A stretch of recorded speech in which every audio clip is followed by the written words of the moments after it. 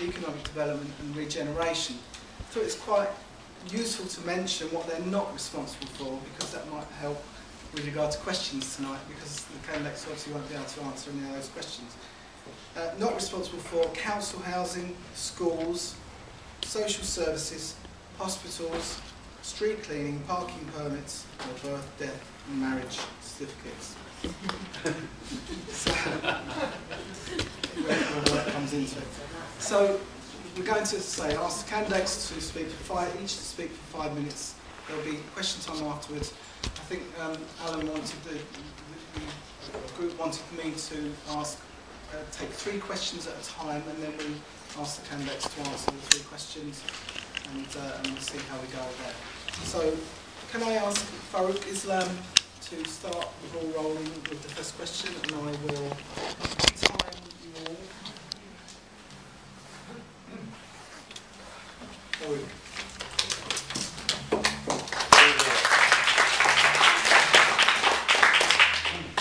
I didn't realize the time allows us so short. 5 minutes doesn't give you enough time to really say what you want to say. So let's start with just outlining briefly what me and my party, Liberal Democrats, actually stand for. In the current economic climate, Liberal Democrats are ambitious and full of ideas. Now, the first area which is very important for people is safety. Do you feel safe living where you live? Crime, and particularly serious crime, has been increasing in London over the last few years. We need to have police visible on the street. What it does, first of all, it makes you feel safe. It deters any criminal intent. It stops anti-social behavior in its track, and hooligans cannot harass you. How do you achieve more police on the street? We need to equip them with technology so that they have less time spent in the office with frivolous form fillings that they have to do. And technology is there. It's already being tested in 2 areas in the UK at the present time. We also need to get tough on the criminals. Short sentences for criminals, it's very nice.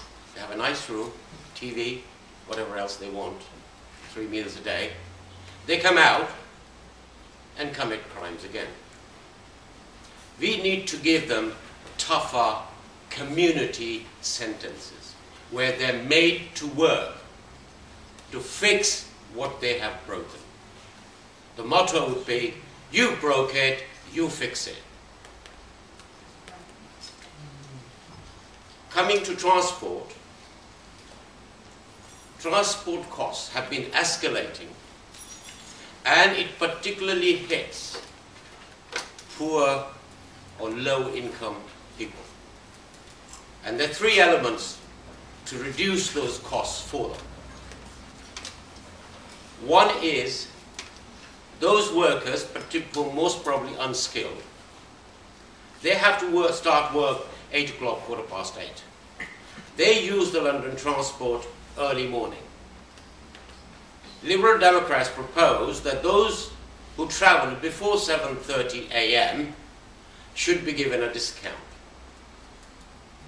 Second, when you actually travel from one location to another using buses, you usually may have to change 1 or twice to get to your destination. And most of these are generally used by lower paid people. We are proposing that we have a 1-hour ticket. So if you use that ticket, you only pay once, instead of paying 2 or 3 times. Finally, they'll have a lot of part-time workers who actually go and work in London 2 or 3 days a week. For those who actually will go and work 3 days a week, usually would be low-income people, and we propose that we should give them similar discounts that weekly or monthly travel car holders receive. Third area of importance to people is unemployment. There is 10% unemployment in London today. We have policies to correct that. Housing, we have policies to bring more government-owned land, Transport of London-owned land, and council-owned land into use to build 360,000 new houses. Coming to health, particularly relevant to Redbridge, we want King George Hospital to have in its full medical services retained, because one general hospital in Queens is not enough to cater for 2 or 3 boroughs. Thank you.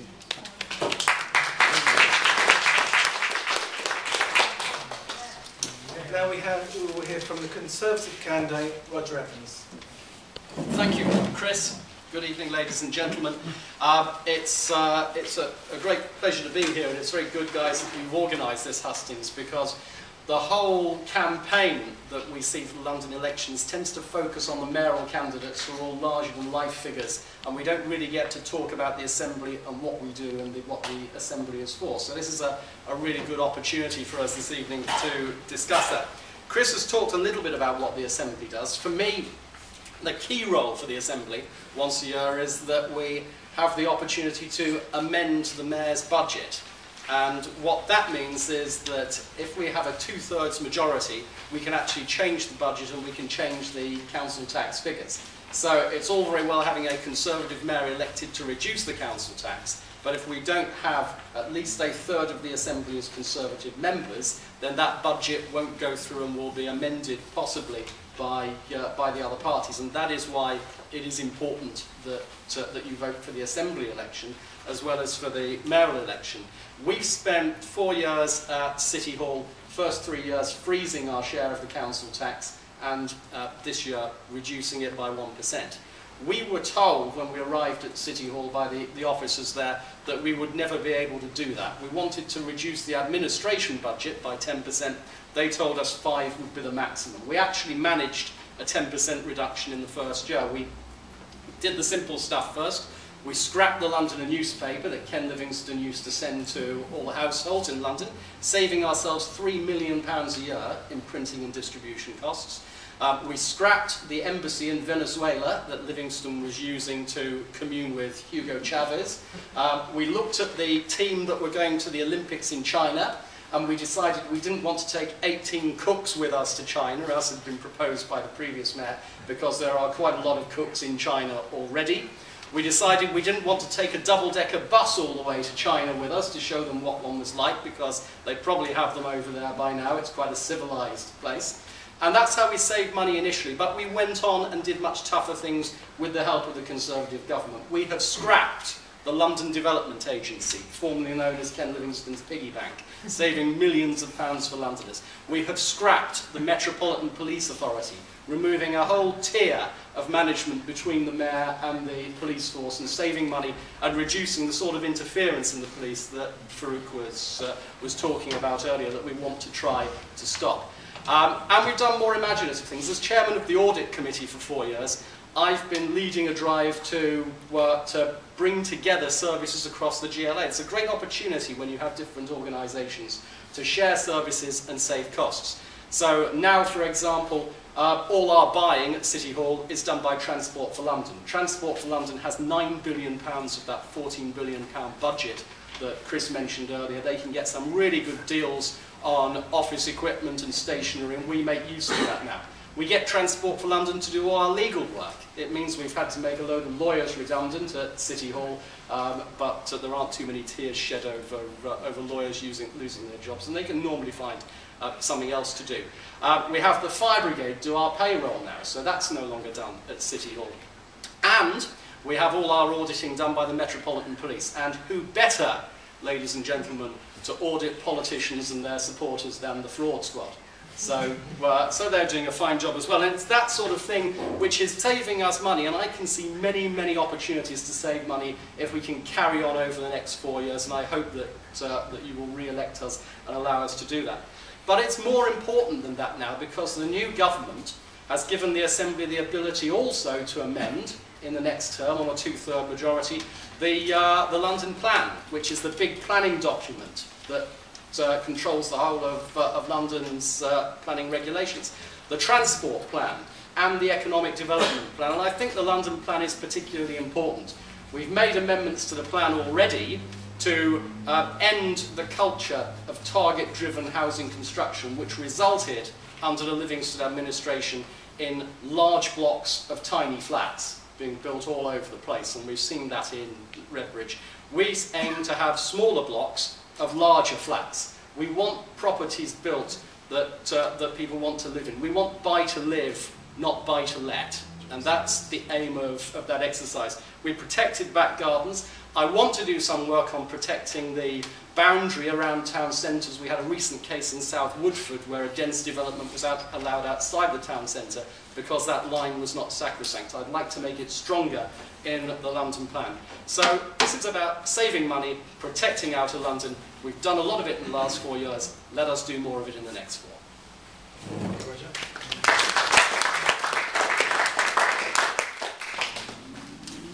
I now invite Harun Saad from the Green Party to address you. Thank you very much. Thank you very much. I want to really do something slightly different with you in 5 minutes. And that is, first of all, to get you to really think of us not as the nice people that we are up here, but just to remember that we are cogs in machines. We are cogs in parties. And therefore we represent parties. And I want you to think about the parties that are sitting on this table tonight talking to you. Question number 1 I put to you to involve you a bit. How many have confidence that the current Conservative Liberal government will solve our economic problems? How many have confidence? How many have confidence that Labour, if they were in power, could fix our economic problems? Well, I mean, actually, you're smarter than the average respondent to ComRes, which was the last opinion poll done, which actually said that the 64% of people had no confidence in any party being able to fix the economic problems that we have. And for me, that's incredible, because here we are, and you're being asked to vote for these 3 parties again, in a kind of traffic light system. You know, first it's sort of Labour, then it's Conservative, then it's Labour, then it's Conservative. You see how that system actually works.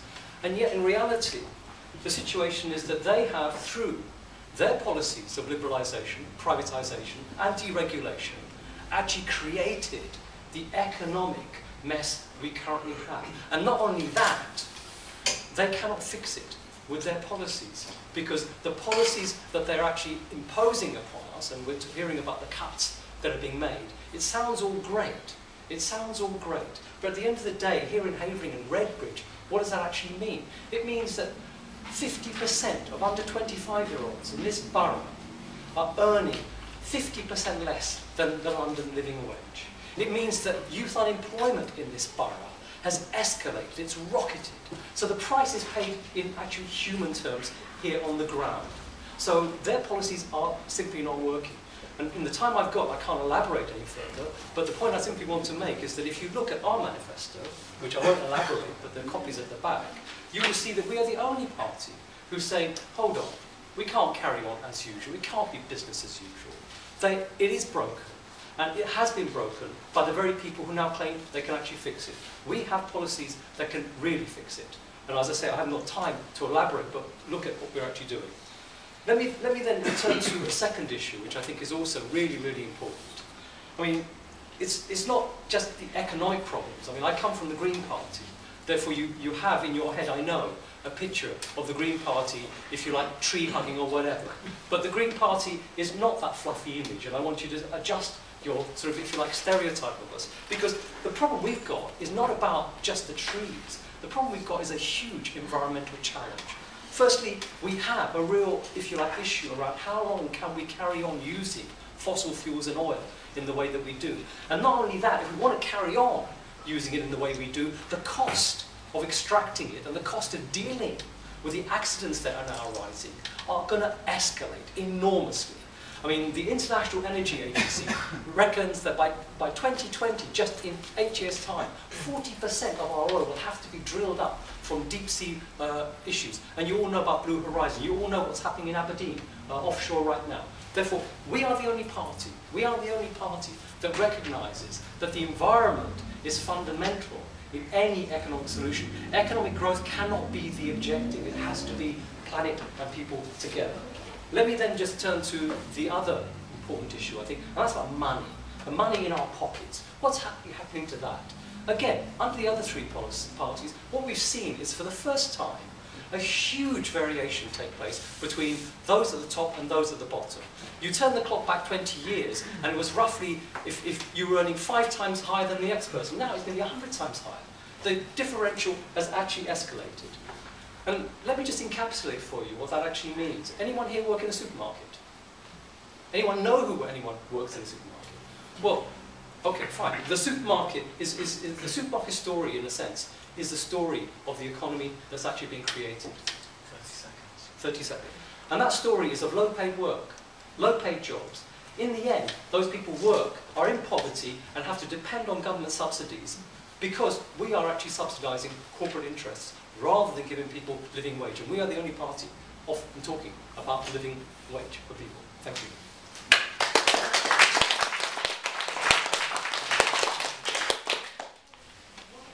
Now I'd like to invite Mandy Richards, who's the Labour candidate, to address you.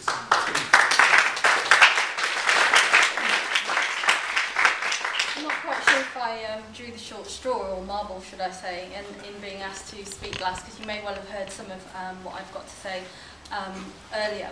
But before I begin, I just wanted to thank Barkingside 21 for organising today's event and giving candidates this invaluable opportunity to address so many constituents in one place and face to face, which is sometimes a novelty in the cyber lives that we live nowadays.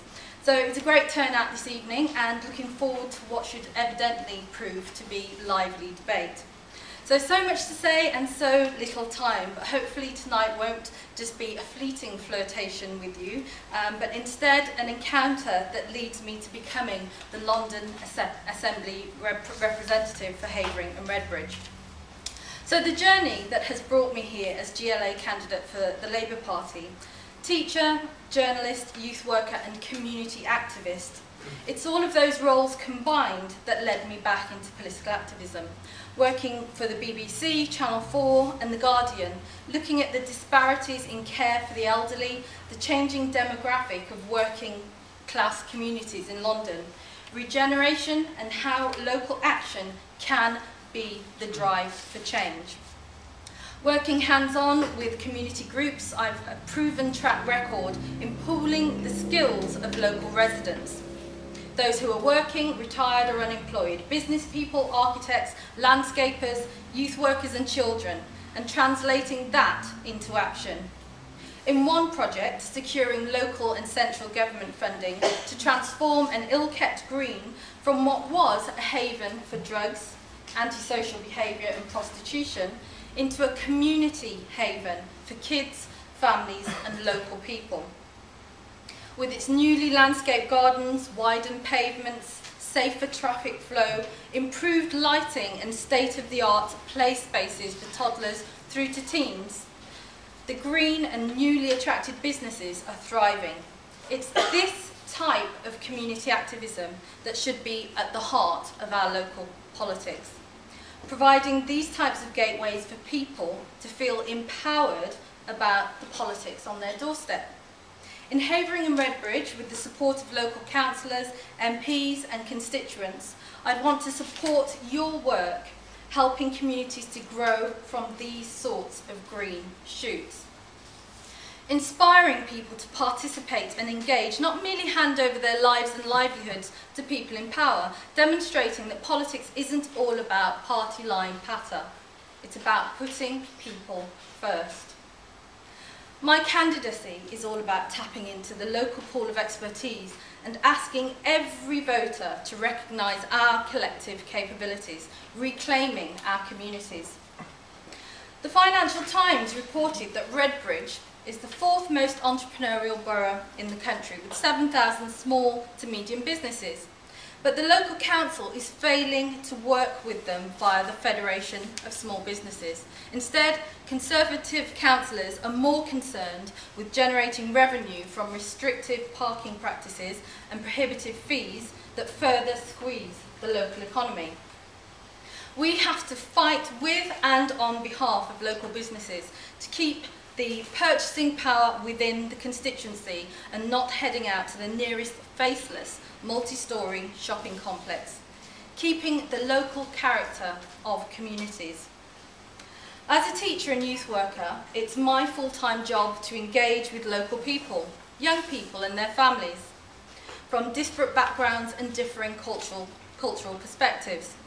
But irrespective of age and social background, there are key concerns that bind us all: affordable housing, a stable NHS, and good transport links, giving local people access to improved standards of living.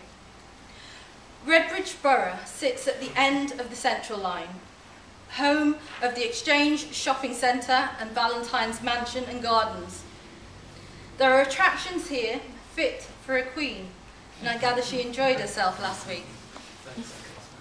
So Redbridge is typical of London commuter suburbs. Many amongst the working population here travel into London using public transport.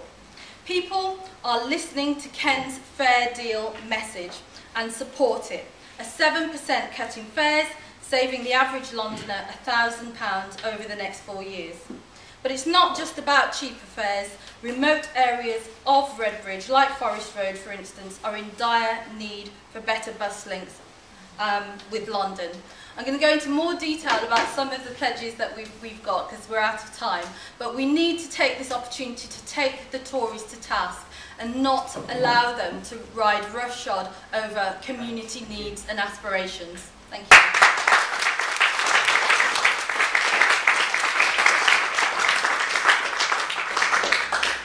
Okay, thank you very much to all the candidates, and thank you for keeping to the time limit, which I think is brilliant. And it gives you guys the opportunity to ask as many questions as possible. Who would like to ask the first question? If you'd like to just state your name and... Barry Fleet. I went today to a Games volunteer function in Mare Street in Hackney, which is about 6 or 7 miles away from here.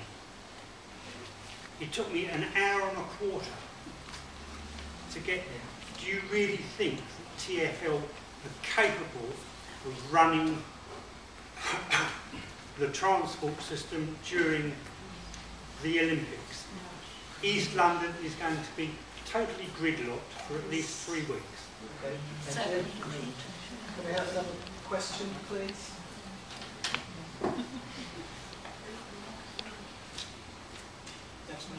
Lady.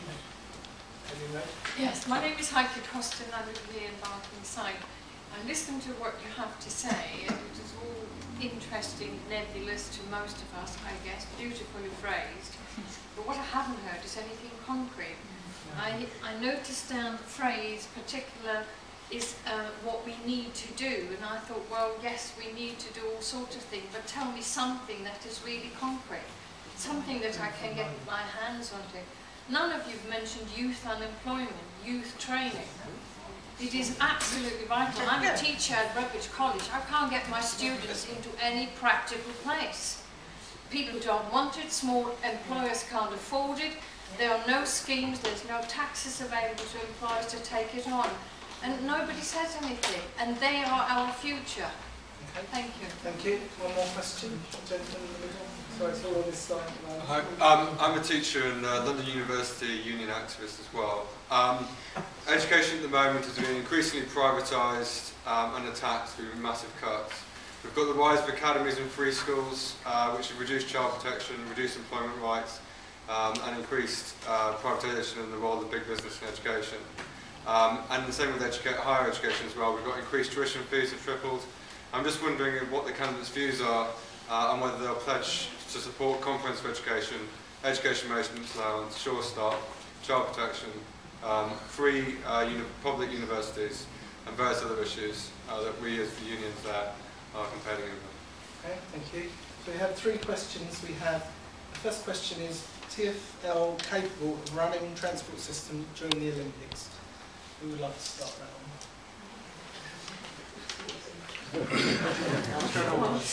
Everybody believes they can't. I mean, the answer is very simple, no.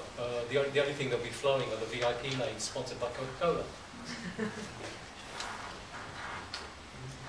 What I would say is that this transport system for Olympics has been planned for years.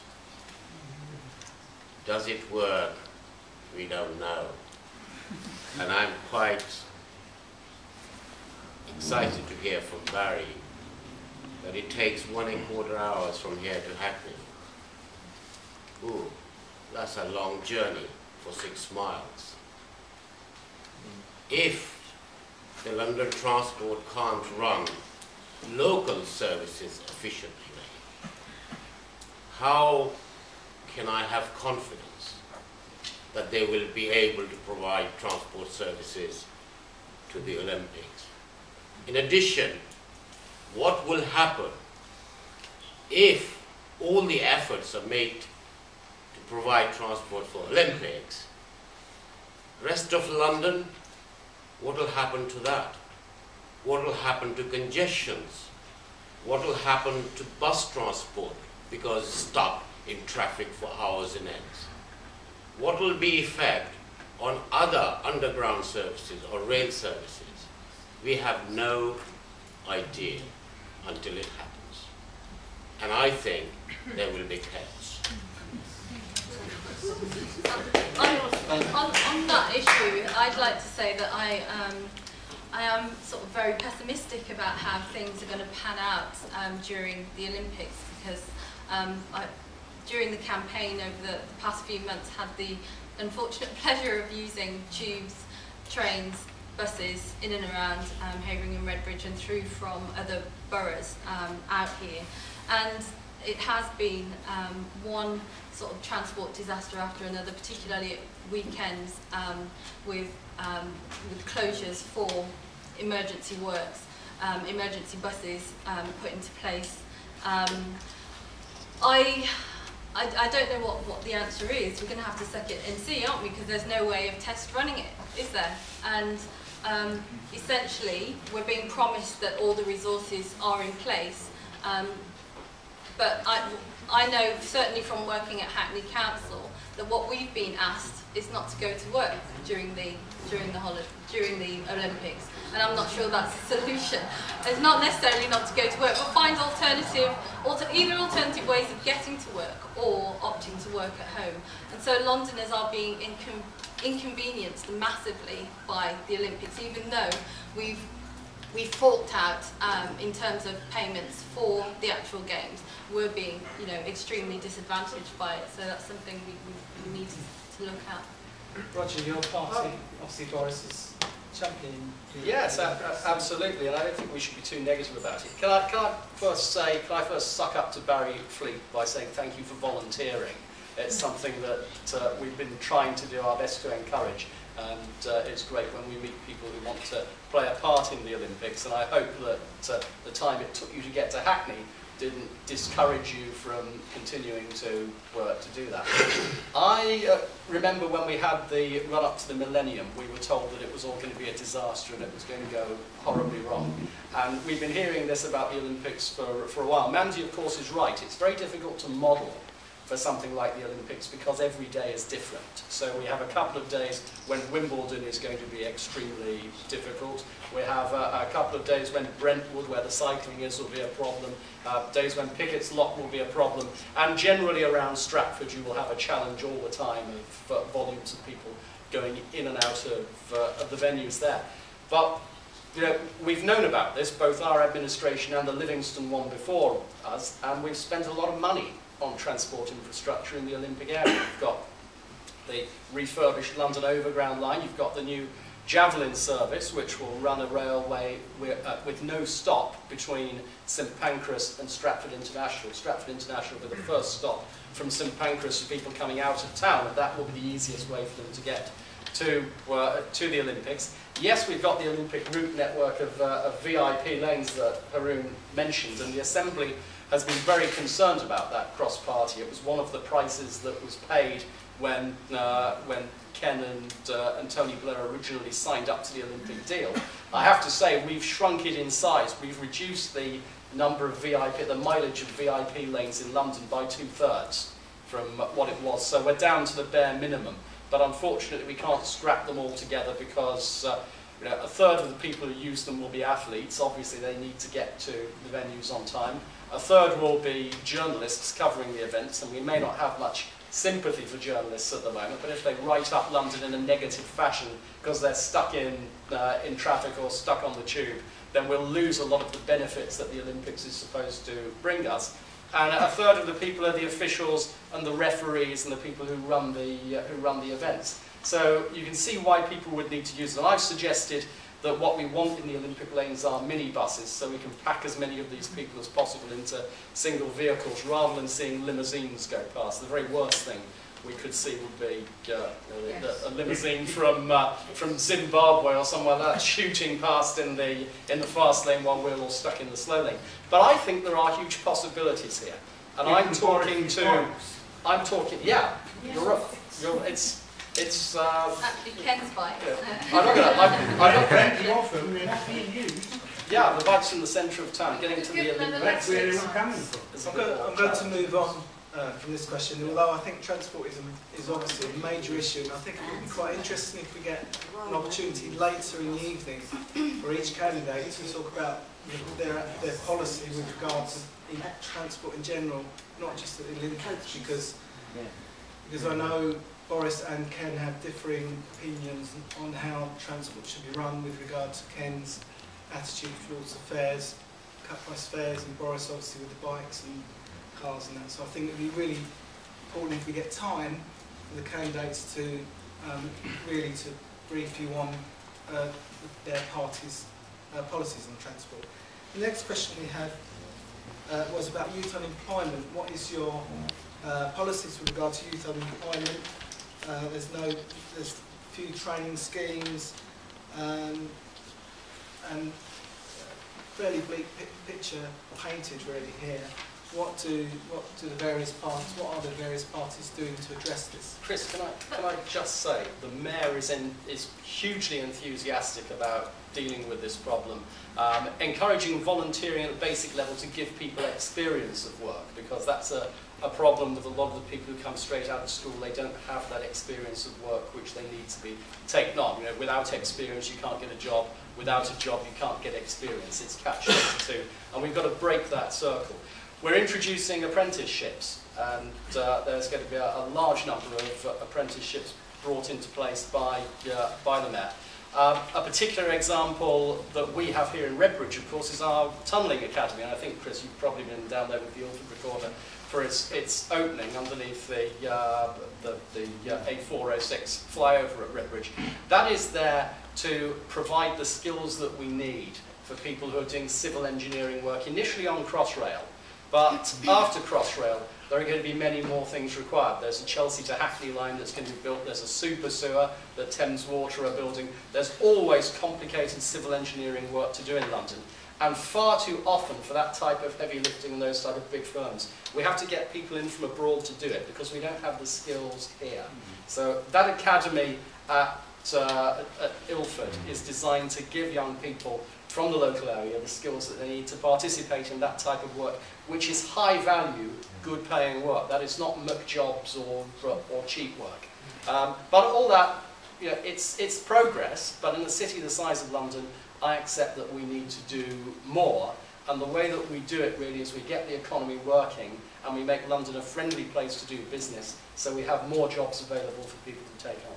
From what I understood, the question was was broader than that in terms of having concrete suggestions about what we're going to do. But Because it comes down to voluntary schemes again. Well, that's what I said to start with, but I have mentioned some pretty concrete stuff. But we're not. But it's only one be fair. section. You're not really broad enough to pick on one aspect. If you try to find a young boy or some a training scheme as a plumber, as an electrician, and you find it almost impossible. It's only the big boys, they may take the odd one, but nobody else. All the small companies just wash their hands and they say, too much hard work. And that's Because why there's we have no got. incentive. And that's There why is we no have incentive. got. Can I say something? I'm really sorry, but it is really hard work, okay? I've worked with quite a few apprentices, Yes. I've worked with quite a few young people, and you get a text message telling you, I'm not coming in today, when they've been trained to ring in, they don't turn up, they're unreliable. I'm really sorry. There's some people I've really wanted to give a chance, really invested a lot of my time in, and they don't bother turning up, okay? It's easier said than done telling small businesses and stuff to take on young people, and they try to do it, and it doesn't work. A lot of the time, It is a major challenge, and I work in that sector. I work in youth services, and we've just in Hackney. Talk to them, engage them. I'm sorry. In Hackney, we really tried it. What we've tried to introduce now, and what would be a good thing that I'd want to push with local councillors and MPs, is looking to integrate the youth services here in Redbridge. You've got 395 young people, 16 to 18, that are currently NEET, and their potential is being wasted. They're part of that lost generation. Explain needs mainly. Not in education, employment or training is NEET. So what an integrated, holistic youth service does is look at young people individually in terms of what their potential is. If they've been involved in youth offending, working with their families to try and turn their lives around, because if they have been previously offending, they're looked at as unemployable.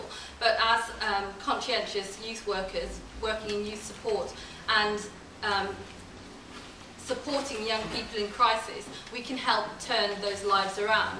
But apart from integrated youth services, working with families and having personalised programmes for young people to get them back into work, and working alongside local businesses on the apprentices and talking and liaising daily with local businesses to ensure the young people are turning up. We know that there are some difficulties in their lives. Young people are carers at home. Often, there are financial difficulties with them getting to the bases where their work is located. So there are issues that impact on their ability. That is my new type. What is coming from any party as a project, as money, as ideas? Well, what Ken has said is that he wants to reintroduce the EMA, because again, that's another failing of the Tory government, in that they took away the EMA, which meant it was a significant impact on the lives of young people who couldn't get to college, couldn't further their training or education, and then couldn't move on to sort of improving their aspirations by getting jobs within the work market. So the EMA is a concrete initiative that Ken is wanting to reintroduce. Do we look outside other countries in Europe? Do we look at Holland, Denmark, Germany, where they have the most fantastic, wide-ranging training scheme, where there is financial incentive to every employer to offset a little bit and absorb the youngsters and then make them useful employees, and they then become useful taxpayers? I agree with you 100%. What Liberal Democrats intend to do? We have government spending every year £653 million on skilled training. It is haphazard, absolutely haphazard. Money is being wasted. We would like that money to come under the control of the London Mayor. So that money can then be targeted effectively to get young people training, and at the end of it, a permanent job opportunity. This will involve engaging entrepreneurs and businesses in London to come in partnership and forming a business board which will direct the kind of skills that the businesses require in London. They will take on these young people. Boroughs would be asked to develop their own strategic employment and development policies to eliminate any differences in different areas. There will be a youth contract for young people where they will be guaranteed that after 6 months training they will have a proper job opportunity. All this requires collaboration and commitment by everybody involved. You cannot have 38% of 16 to 24 years old unemployed in London. It's a shame, and we have to do something about it. Thank you. Arun? Yeah, I mean, look, I mean, what you're experiencing is really the sort of what I call front end issue in terms of the overall picture. I mean, Mandy mentioned about 365 needs not in employment, education, training young people. Well, we've created in this country 1 million of those. Okay, that's what policy has done. It's created 1 million of those. I mean, my message to you firstly is that the economic policies that we have and are still having are creating the problem that you're having to deal with. I mean, I think it's a huge betrayal that's gone on for young people. I work for a not-for-profit organisation. You asked about experiences elsewhere in Europe, and I work for an organisation that creates exchange of experience across Europe. And funnily enough, right now we're involved in a project with 7 different countries looking at the experience of young people now, how they're actually experiencing it. And if you look at the situation here in this country, even though in Spain you've got a higher unemployment level than you've got there, the kind of actions that are going on at local level are much, much better than what is actually taking place here.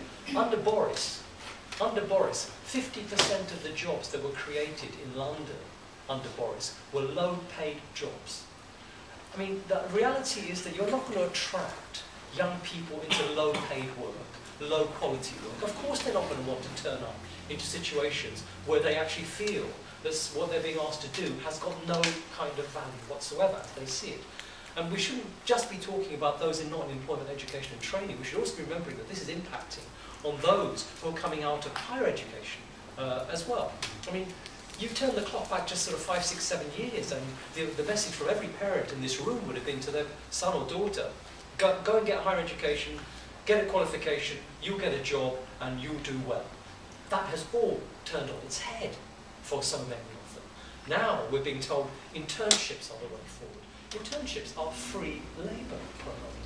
Free labour for the private sector. And they are revolving doors in terms of the process they actually create. So they're not solutions. You say what we can do in concrete terms, what we should be doing in concrete terms. Firstly, we have to ensure that there is what we call a living wage created, not a minimum wage. The minimum wage is a non-livable wage as far as London is concerned. If you've looked at figures for how much it costs to live in London now, you cannot be a young person of, say, 25 years old with a minimum wage and be able to have an independent life. It's impossible to actually do it. So you're either stuck with your parents, whether they like it or not, you're stuck with your parents, and that's what's happening to a certain extent. So parents are picking up part of the price. And young people themselves, their lives are simply being short-term. 6 months here, six months there. There is no solidity. So solutions, what I was going to say, solutions have got to be much, much more in line with a medium-term strategy, because it's not going to be solved overnight. We have to think about sectors where there will be new jobs. So in our manifesto, it's about the green sector that we have to look for in terms of new jobs. And we have to train people up into those sectors, and we have to prioritise young people into those sectors. Okay. The next question is a general question from the gentleman over there about education, what your policies are. As far as I'm aware, it's not actually a GLA issue. But does anyone have anything to... Well, I'd just say that obviously there are issues with the academies. I personally as a teacher, I'm an advocate of the academies that have opened up in Hackney, and that I think that they've sort of breathed new life into the community in terms of having state-of-the-art schools that parents and young people are now clamouring to get into in terms of the business of investment that's poured into the community. And also it raises the profile of education in Hackney, having academies, but also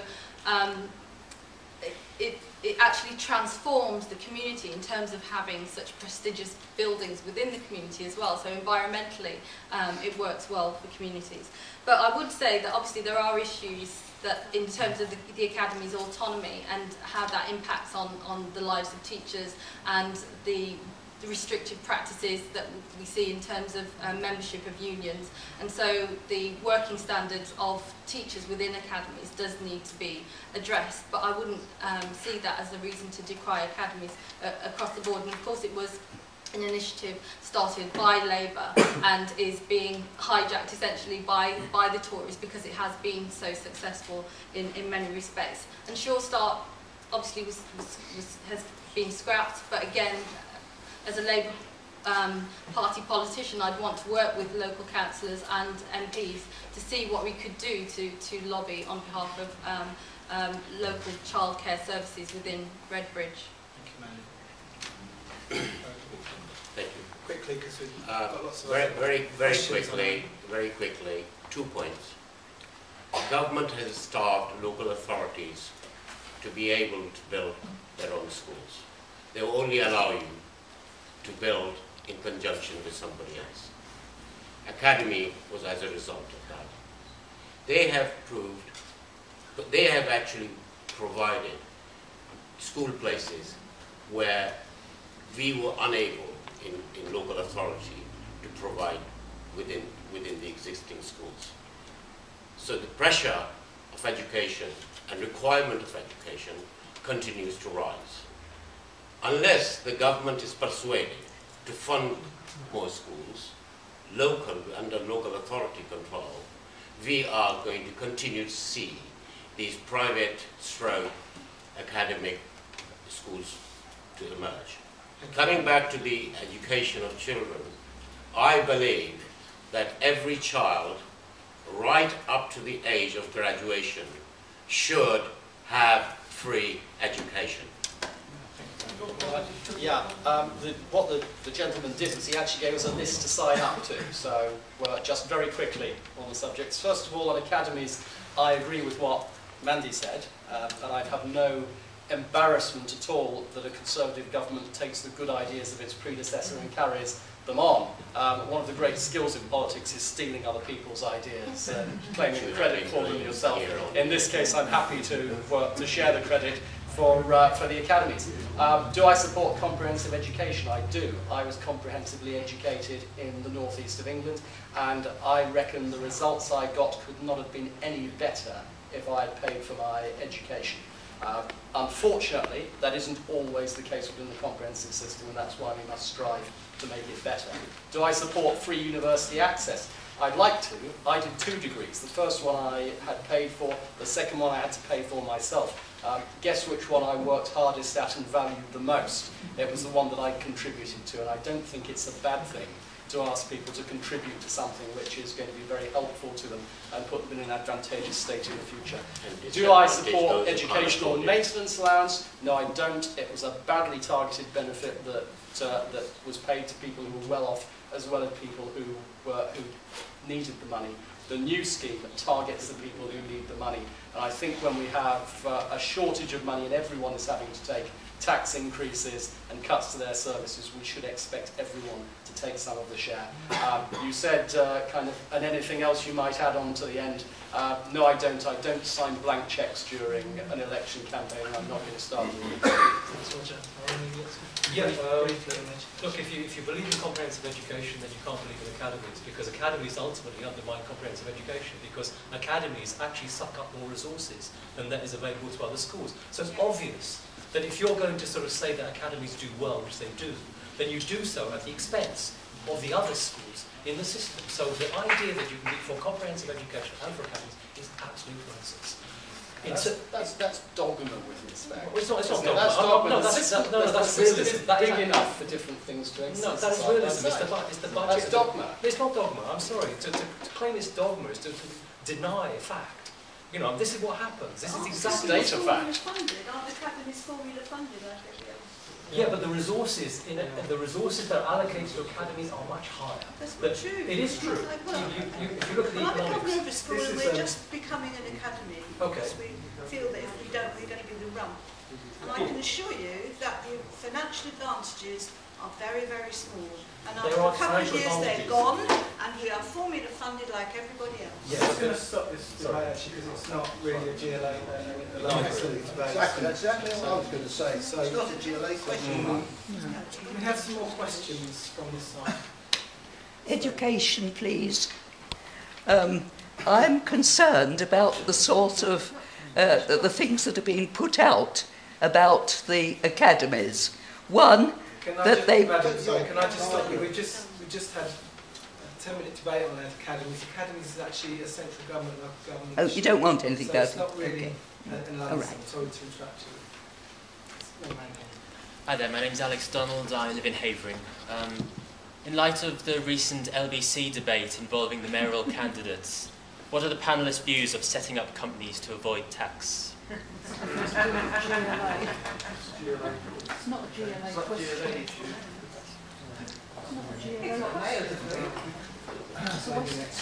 Good evening, Mel Collins from Havering. In view of the National Planning Policy Framework published by the Coalition, which seems to put great emphasis on growth ahead of protection of green spaces, who can residents in Havering and Redbridge, for whom protection of the green belt is of paramount importance, who can we really trust? Thank you. Let's take two more questions. I've lived in London all my life and I've watched it become increasingly densely populated and crowded and all its resources stretched. I wonder how you think the 360,000 new homes that you referred to, how the infrastructure of London is going to cope with that big an increase. Thank you. And one more. This gentleman in the middle, I think. Terry Casey. I've no doubt that the Labour Party are really glad we're having these elections before the full enormity and the horror of the Olympic fiasco is visited on us. Also, we've seen the scrapping of a fleet of articulated buses on the basis that they don't kill cyclists. What I'd like to ask the panel is, if their party is elected to power, what vanity project have they got up their sleeves that I will be paying for out of my pension?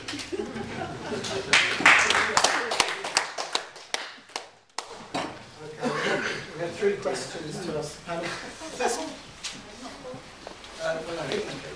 The gentleman's question down there wasn't actually on the GLA, and we've got limited time, so it's important, I think, that we ask issues which are relevant. The lady asked a question about protection of the green belt. So, should we start with Haroon? I mean, if I take planning, I mean, the new planning framework is really a property developers charter. It's as simple as that. It's a property developers charter. If you look at the way that it's been lobbied for by big construction companies and big property developers who've already bought the land and have been sitting on the land for ages and are simply waiting for a moment in which they get the green light, which they will do and have got from the Conservative Liberal Democrat coalition, in order to blitz wherever they want to blitz. And rest assured, I mean, here in Redbridge, it's interesting to read the example of the council now contesting itself the fact that they opposed the planning consent, which has now been overturned at a higher level. In other words, there is a real danger that local planning will go out of the window, the powers of local planning. This will become centralised, far more centralised, giving far more leeway for the destruction of green space. And if you look at the plans in terms of what is proposed, especially for affecting the area that we're talking about, is that it is the M11 corridor. And if you look at that and how it borders on, particularly on the borders of Havering, those areas are already mapped out for, if you like, development. And people have tried it in the past and they've been stopped. But those people have sat there, and those people are now, under the new framework, are going to be in a position to actually proceed full steam ahead. And rest assured, this is not about creating real jobs. If they create jobs, they'll be temporary jobs. This is about creating wealth. Thank you. Well, from my perspective, you say who would you trust? Oh, I can't, who was the lady that asked the question? All right. Well, I'd say you'd need to invest in your own community action group in order to lobby local politicians to act on your behalf.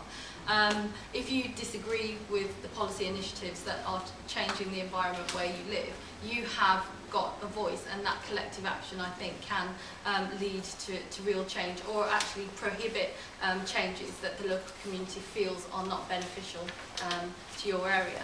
So I don't know what's happened in terms of local action in terms of these initiatives. What's happened so far? Well, it looks suspiciously like the regulations will make things worse rather than better. We already have a planning law which, unlike the continent, puts objectors in a huge disadvantage. Applicants can appeal as often as they like. They can alter their application slightly and appeal all over again. And those who object, those local people who object, have got no rights to appeal. So we already have a huge disadvantage. And my reading the regulations, it looks to me as though it's going to make things worse. Can I ask, perhaps Roger, how can the London Assembly and the Mayor have an influence on this policy? Well, the London Assembly and the Mayor can have a key role here, because the Mayor drafts the London Plan, which is the overall planning policy document for London. And the Assembly, as I said in my speech at the beginning, will have the power, new power, which we haven't had before, to actually amend or change the London Plan once the Mayor has drafted it. So that's two bites that you've got at that cherry. And it's important that we have that protection for green space in the London Plan. We have protection for back gardens in there now, which we didn't have before. I appreciate a lot of what you're saying. I don't know whether it makes you more likely to support me or less, but I was chairman of planning for Havering Council for 3 years. I was aware of that. And I've chaired many committee meetings where I've been pretty upset, actually, at the fact that local residents who had a very valid case to stop developments were overturned basically by the lawyers, who said to the councillors, you've got no alternative but to vote for this scheme that we're putting in front of you because of the way that it's been written.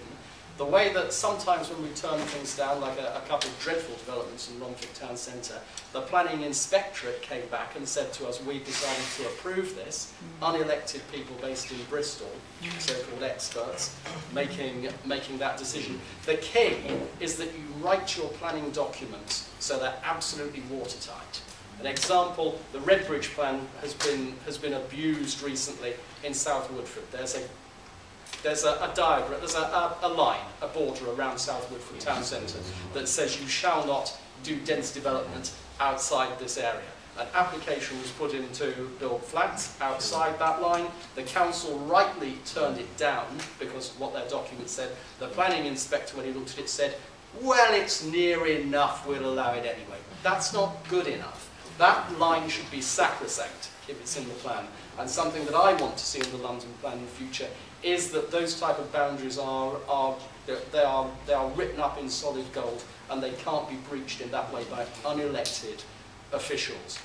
You should be able to hold your councillors to account for what they do. Sack us if you don't like what we do, but don't have a system where judges and inspectors can overrule us and inflict things on people without ever having to come down and explain what they've done to people themselves. And just to reinforce that point, London Assembly members, one of their key roles is to hold the mayoralty to account to ensure that local views are represented. So you would have to make use of a London Assembly candidate who can be very vocal on behalf of local people. Yes, Farouk, what's the Liberal Democrat policy with regard to planning? Well, in London? I agree with everything that Harun Saad actually has said about the green spaces and the land banks that the big developers are sitting on. As far as Liberal Democrats are concerned, we must protect every green space that we have. We will only permit building on brown sites. The houses that are required should meet the need of people. They should not be crammed into very small apartments and have a congested and unhealthy lifestyle. When I was the councillor in Redbridge and we looked at planning document, I ensured that the bedroom sizes were such that people can actually properly sleep in it and have space. We increased the size required for flats in Redbridge, and fortunately that went through. Still, what people do, the big developer will actually say, I want a 16-story high building. Any building which is of that kind of height will go to the Mayor of London for approval. We would not approve such high-rise buildings in our areas. Now, the high point could be seen if you go and see the Pioneer development with 30-odd story building, totally out of place, creating congestion, and there are other similar developments around the Ilford Town Centre. It is unhealthy, it is unrequired. There are a lot of other places where decent houses could be built, where families can live and enjoy life. Thank you, Farah. Well, they're just putting 144 homes on the Bernardo site. Yes. I call that being crammed in. The Yes. site is not that big, and the existing village has not been removed, and the existing office block is remaining for the time being. But for how many years? 144 homes. Where are the kids going to go? Where are they going to be absorbed into schools and doctor surgeries and everything else? Absolutely. I cannot see how that is going to. That must have been sort of easily passed through. Absolutely. Absolutely. Okay.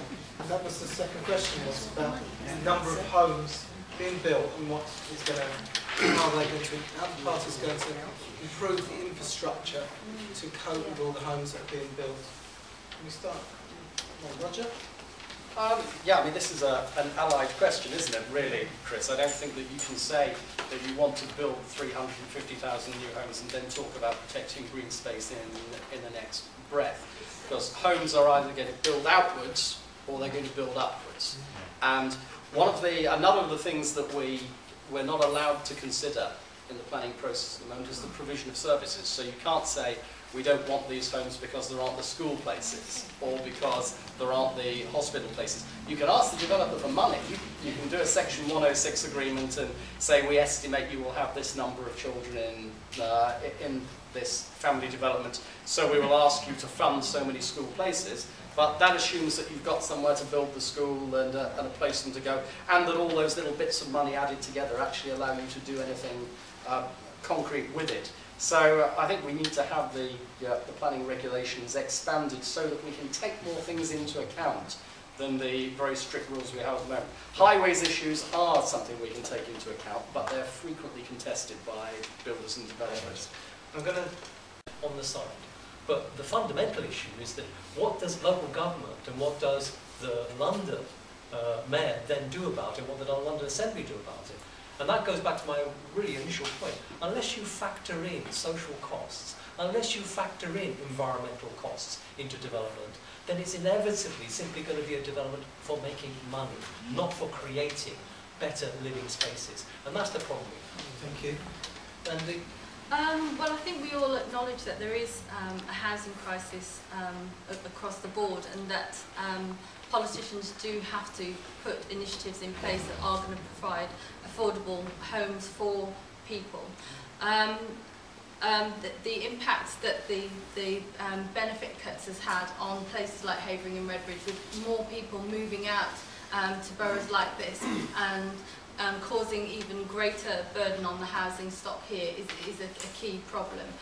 So it's a really complex discussion that needs to be had, because at the moment you've got people squatting in some areas of Ilford South because there are the level of homelessness. So we can't sort of disregard the initiatives for developing housing, and as a result of the consequences to the infrastructure, we do have to look at it holistically and see how we can sort of overcome the problems overall. Very quickly, there is sufficient brownfield sites in London owned by the government, TfL, local authorities. Got enough capacity to build 360,000 new homes. When I say homes, I don't mean apartments. Of course, infrastructure is needed, and the local authorities will be involved in developing that infrastructure. Okay, thank you. I'm going to take one more question, actually. There's a subject about the buses, was there? Yeah, let's talk about the buses. The buses. The vanity project. The vanity question. I was going to actually leave that to the end, but okay. maybe we'll ask that question. I think the question really is the route master, the new route master, is the Labour Party going to scrap that and bring back the bendy bus? And what is the Conservatives going to do? What is the Green Party's attitude towards new projects, as this gentleman was asking, which are going to affect his pension? And maybe Farouk as well could tell us what the Liberal Democrat. Farouk, you were last first time. Well, what are the vanity projects that the Liberal Democrats are going to bring in? we don't have any vanity projects. We are realists. We look at the situation and we try to cope with the situation in the best possible means. However, if somebody wants to have £1 million bus with 3 doors and 2 staircases, then well, that's extravagant and vanity to its extreme. I don't think we need £1 million buses in London. Thank you. I think it's about priorities, and we have had enough with the bendy buses and the new state-of-the-art buses, and I think Boris has spent 1.4 million on each of the new buses, which would have easily covered Ken's pledge for support for childcare grants and maintenance. So it's about the priorities of those in power. But I think one of the things that Ken has pledged categorically is that his initiative is that everybody is going to benefit from the reduction to fares by 7%. The fact that where's the money going to come from? Well, there's already identified £336 million underspend, and TfL in some ways justifies his ability to cover it. But as I was saying, the vanity projects aside, it's about cutting costs for Londoners across the board and getting more money back into their pockets as opposed to big major initiatives. Haroon? Green Party? Is there Green Party vision rather than vanity project. The vision elements in our manifesto are firstly to have a real cycling capacity in London. In other words, to have a city where you can cycle safely. Anyone who's visited any cities abroad will know that is possible to actually do. Secondly, to actually complete a project that we were responsible for getting first Ken to take on board and then Boris half-heartedly to take on board. He later lost interest in it, which was to complete what we call a London green grid, actually connecting green areas across London to actually make it possible. Third thing we want to do is we want to really make transport accessible. Both Boris and Ken made promises about the numbers of tube stations, the numbers of bus stations they would make accessible. They didn't do any of it. We need to radically improve that. So, and if you ask me, okay, what's that going to cost and how is it going to cost? Then our answer is very simple. Tax the financial sector. Tax the financial sector. They're the people who have created the mess we're actually in. We're now picking up pieces of that mess. It was their private losses that have now become social losses. In actual fact, they should continue paying, and we should tax the financial sector to pay for that.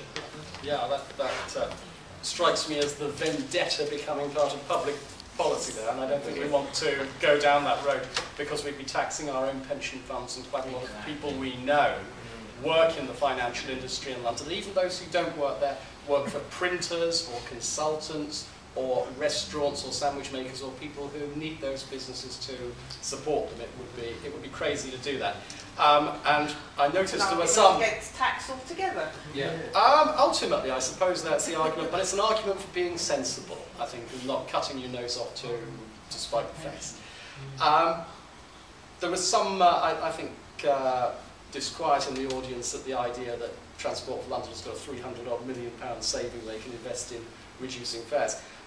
No one else apart from Ken thinks it's there. I have to say, if it is there, I have first dibs on 15 million of it to pay for that aborted access project at Newbury Park. Apparently there was a TV where we want the lift putting in there. Well, it says it in the accounts, but it's also allocated for spending as well. When you read accounts, you've got to read them all, not just read them selectively. Vanity projects. We call them big ideas in other places. I've had a group of business people say to me a couple of years ago, "What's Boris's big idea for London? What's the big project we're going to get?" I said, "You'll be disappointed to know that my big idea is living within our means, because we've not got heaps of money to spend on big stuff. We've already got Crossrail, we've got refurbishment of the Central Line, the Northern Line, tube developments going on. I don't think we want another big civil engineering project till we've got Crossrail done and we've seen how that beds in. Apart from anything else, there's a limit to the number of people with those skills who we can employ at any one time around London. The bus. Now, we didn't get rid of the Bendy bus because it was dangerous for cyclists. We got rid of it because it caused congestion. We got rid of it because it was unsuitable to the bendy, turny roads in London, and because of that, there were leaks that developed in the system between the coaches, and we had 3 of them catch fire. And you didn't know they were catching fire because the driver at the front couldn't see what happened. Considerably more double-decker buses have caught fire than the articulated buses. Well, that's because you've got a lot more double-decker buses. There are many more of them. They've been in existence for a long time. There were 412 of those articulated buses. It's not just, there's just not high. But as a proportion, they've had that problem more than others did, and you know they did, because the Mercedes manufacturers took them back to Germany to try to sort the problem. It was recognised that that was a problem. We also scrapped them because they had huge amounts of fare evasion on them. I joined ticket inspectors. Wait a minute, 600 new Boris Masters with open boarding, exactly the same as the articulated buses, have been promised to go on the streets if Boris gets back into power. Yeah. So where's the fare evasion coming from? It's the same fare evasion. No, it's not the same fare evasion. Open boarding. You are, with respect, you are speculating about that because you haven't seen the figures. But we know from TfL figures that there's huge evasion on the bendy buses. We stopped them because of crime levels. Of the top 10 bus routes in London for crime, 7 of them were bendy bus routes, and they were high for crime because you didn't know what was happening in the second coach. Thank you, Roger. That's why they went. And as for this stuff about it being a £1 million bus, I just want to defend, because this is something that people keep saying. This new bus is a £1 million bus. In 2003, Ken Livingstone spent £10 million on 10 new hydrogen buses.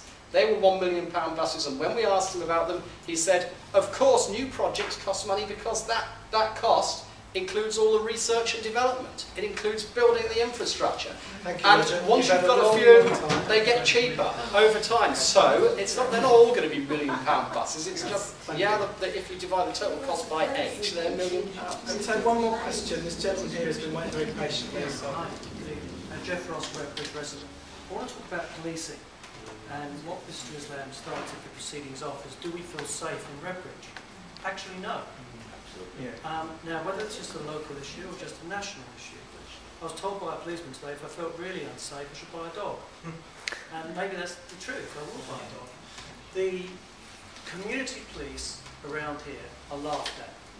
They get no respect and they're hopeless. They earn roughly between $25,000 and $30,000 a year and have no powers of arrest. A special, who's a volunteer, could be either you or me, can arrest someone. He's not paid a dime. Nothing. What we have here in Redbridge is a problem with policing. Get rid of the community police or give them the powers of arrest and put real policemen on? Okay. How would you like to? That's a good answer question. that? So let's go from this end of the table. Arun. Absolutely. I mean, our policy is very, very clear on this. We need to put policemen back into the community. Essentially, that's the whole problem. The whole problem of policing fundamentally is that instead of a police service, it's become a police force. And that fundamentally has created the real division, because essentially the relationship between the police and the community needs to be one of trust and respect. We do not have that right now. It would be pointless to say that that actually exists in London. So there are a variety of reasons, and the time I'm not going to go into it really, you're probably familiar with all of that. So our policy is very clear.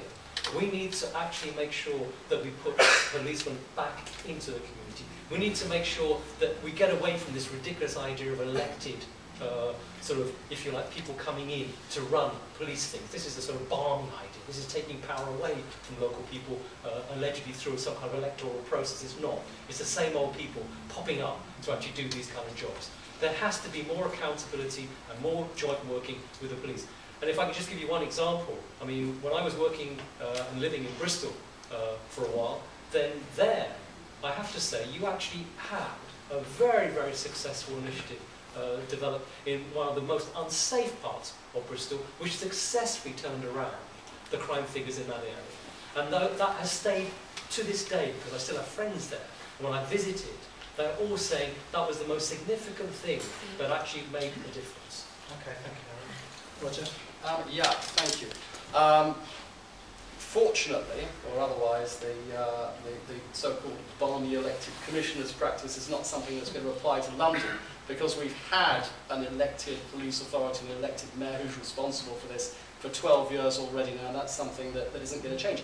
And even, dare I say, the Green candidate for London Mayor, Jenny Jones, has played a great part on the police authority, and I think that she would argue, and I suspect Arun you would argue as well, that she's contributed something positive. Yeah. So it isn't actually a balmy idea to get politicians involved in policing.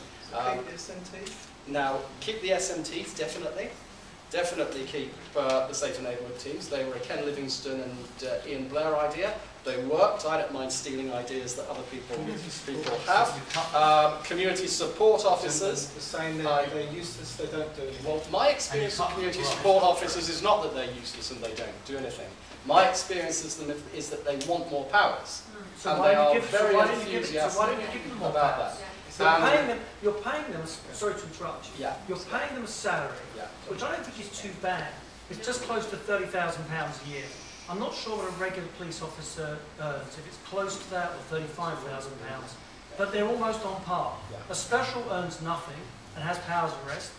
Community policeman has no arrest and he's paid £26,000 a year. In the remit of the London Assembly. It is, well, it's within the remit of what we call rather cutely the MOPSI, the Mayor's Office for Policing and Crime. Right. So the Assembly wouldn't make the decision, but the Assembly would scrutinise.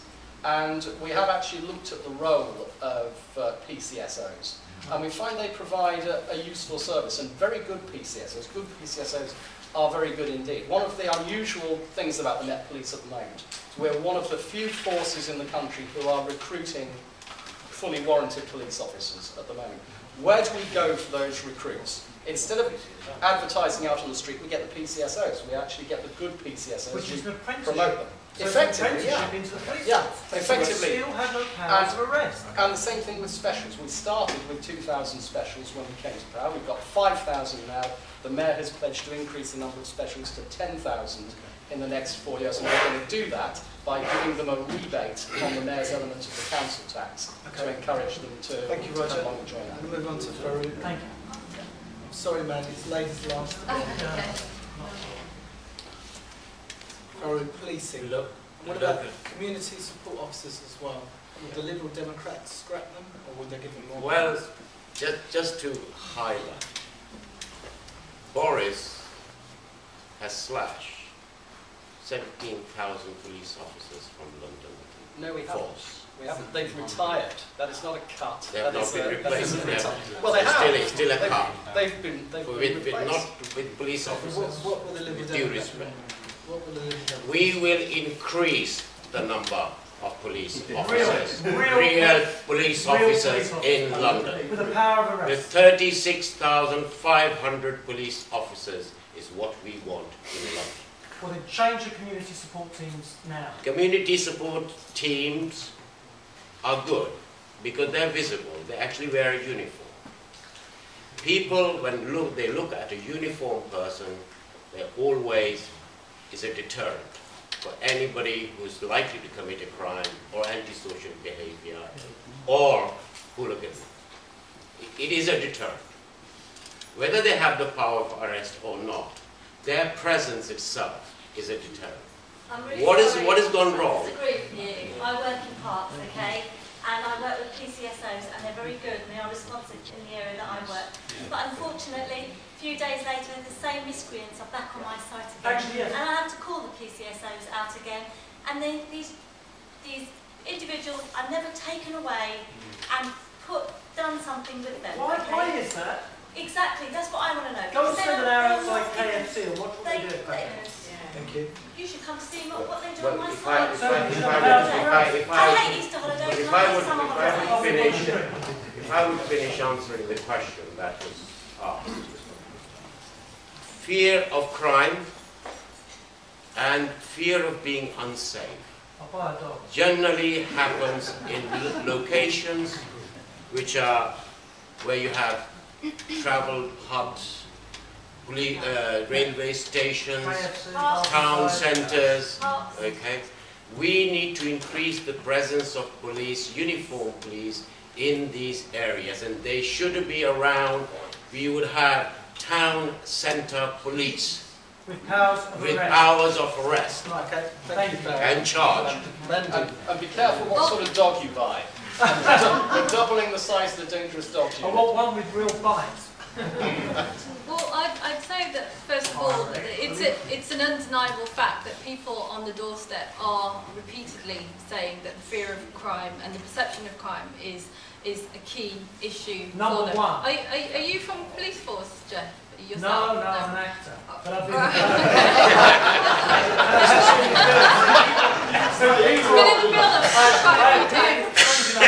The BBC on expenses at MP, which I found really rewarding, and on the deal. Most people think I'm a copper, but I'm not. I just wanted to... sick and tired Yeah, of watching the kids and what that lady... Yeah, well, I'm going to come to that point in a minute, but I do want to reinforce the issue that we have in the outer London area lost 758 police over the past 2 years, and that famously Croydon, that was so hard hit by the disturbances last year, had lost 72 police. And I think, you know, we need to look at the way in which the police service has been undermined in recent years. The powers that they have to actually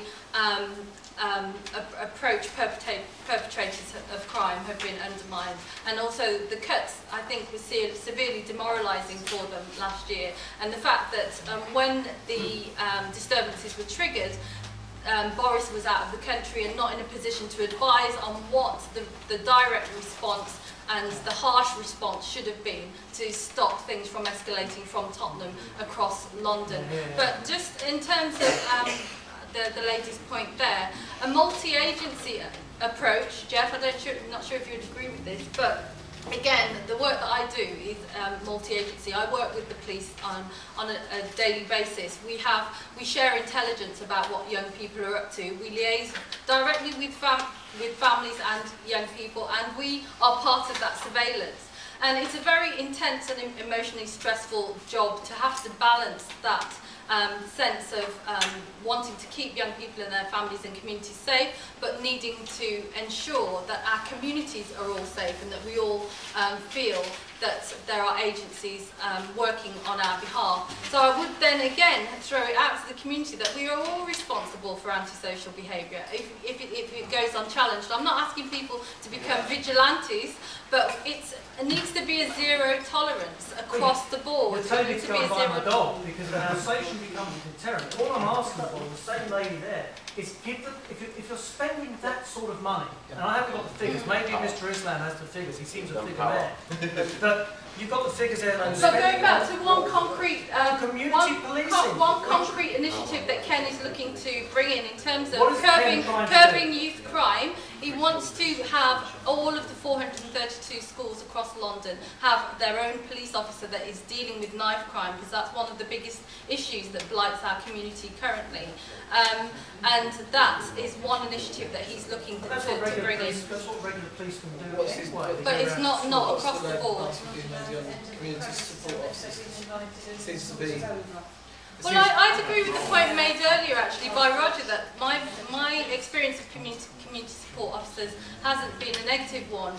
In the areas where I live, when I used to see them patrolling as part of the Safer Neighbourhood teams, the gangs that I now see roaming around weren't there. So the visible presence of police on the streets is effective, because I've seen now groups, and you talked about outside the KFC, there are groups of youth congregating. They may not be up to no good. They may not be up to no good. We can't tar them all with the same brush, but the fact that there might be a local lobby around the corner. They can't control them. You need to come and spend some time down at the high street and see what's going on. You know, the big community of being out of touch. All I'm asking for is, if you're going to pay these guys with their nice uniform and high-vis jackets, give them a little bit more power. They should have more I'd power. agree. I'd agree. I would agree with that. So you agree I with would me? agree with that. Yeah. Okay, thank you very much, everyone. Thank you. Unfortunately, we've run out of time, so I'd like to thank you all for coming, and also hope that this hustings has shed some light on the issues that all of these candidates here today will be obviously dealing with in the weeks to come. Thank you. A round of applause.